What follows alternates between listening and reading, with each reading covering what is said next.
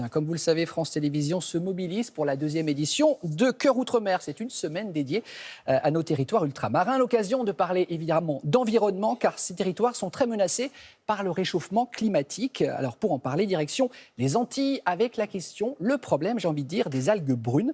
Les algues sargasses, elles polluent le littoral caribéen et fait fuir les touristes, mais des solutions existent. Explication d'Isabelle Braouet avec les rédactions de Martinique et Guadeloupe. La première, regardez. Depuis 2011, les côtes antillaises sont régulièrement envahies par les sargasses. Les sargasses, des algues brunes qui proviennent des eaux brésiliennes et se décomposent quand elles atteignent les côtes. Problème, elles produisent alors de l'hydrogène sulfuré, un gaz toxique. Autorités, touristes et habitants, pour tous, l'urgence, c'est de s'en débarrasser. Bientôt, je pense que nous serons au moins sauvés dans ce coin-là. Non plus l'odeur, ni non plus la vision de ce désert-là par rapport aux arbres qui sont morts, complètement morts.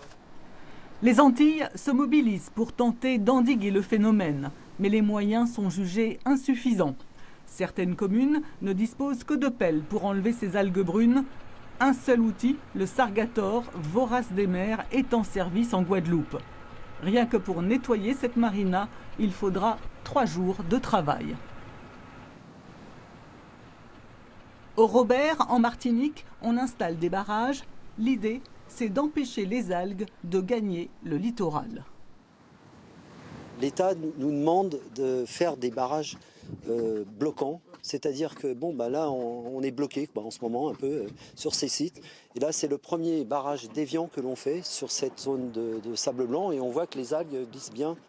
Lutter contre cette pollution ou bien la valoriser. À Saint-Barth, Pierre-Antoine Guibou a lui choisi de récupérer les sargasses et les transforme en une pâte à papier, une recette 100% originale et top secrète. Pour trouver des débouchés, il s'est rendu dans un laboratoire breton spécialisé depuis 40 ans dans les algues.